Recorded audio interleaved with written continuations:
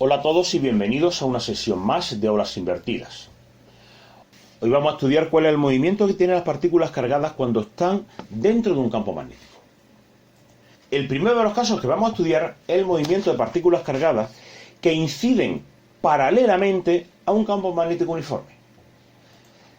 Sabemos que la fuerza magnética es la carga por la velocidad multiplicada vectorialmente por el campo. Por tanto, si la velocidad es paralela al campo magnético, no existe fuerza alguna, dado que el seno de cero, el seno de dos vectores que son paralelos, es cero. Vamos a tener pues un movimiento rectilíneo uniforme, dado que no hay fuerza. El segundo de los casos es cuando tengo un movimiento de una partícula cargada que penetra en un campo magnético uniforme, pero esta vez de manera perpendicular. En el caso de que una partícula con carga positiva penetre en un campo magnético, por ejemplo un campo magnético saliente, hacia fuera de la pantalla, de manera perpendicular al campo, con una determinada velocidad, sabemos que esta partícula va a sentir una fuerza que va a ser perpendicular a la dirección del movimiento. En este caso, tal y como está planteado el problema, sabemos que la fuerza va a ir en dirección menos j. Sabemos también que la fuerza va a ser perpendicular al campo magnético. Pero a mí lo que me interesa es que mi fuerza va a ser perpendicular a la dirección del movimiento en todo momento. Es una fuerza perpendicular a la velocidad, a la dirección del movimiento.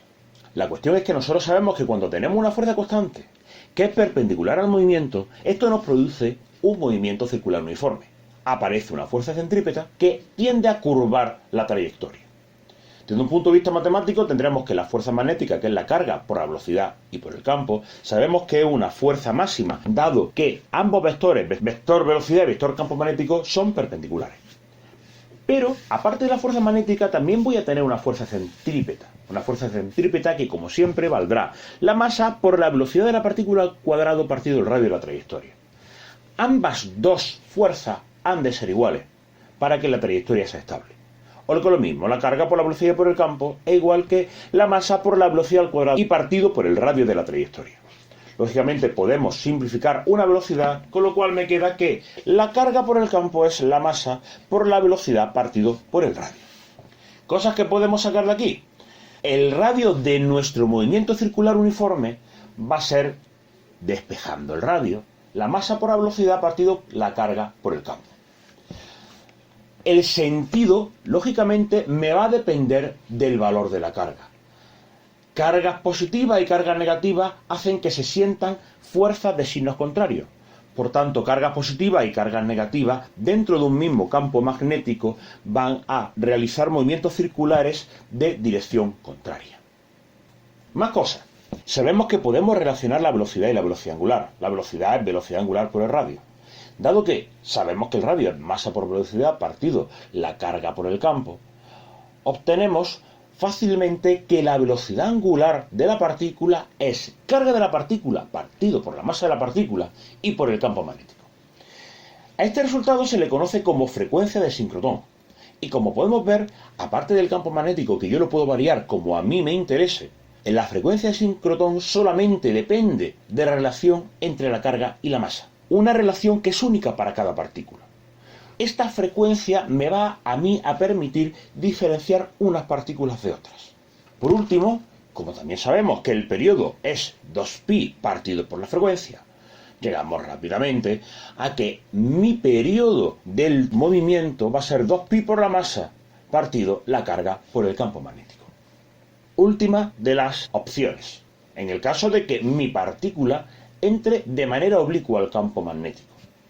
¿Qué es lo que va a pasar si mi partícula entra de manera oblicua? Pues que yo voy a poder descomponer la fuerza en dos componentes. Una componente según el eje X, que va a ser paralela al campo, y que, dado que no me va a proporcionar ninguna fuerza, va a hacer que mi partícula, según ese eje, se mueva con un movimiento rectilíneo uniforme.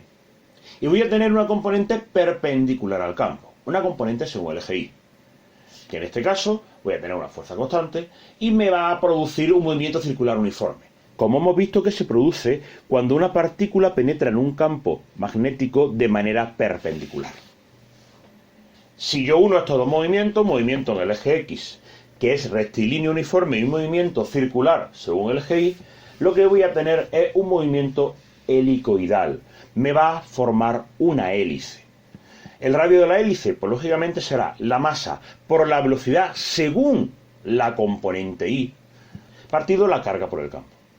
Y el paso de la hélice, o lo que es lo mismo, la distancia entre un punto y el siguiente, será la velocidad según el eje X por lo que tarda en dar una vuelta completa, o lo que es lo mismo, el periodo.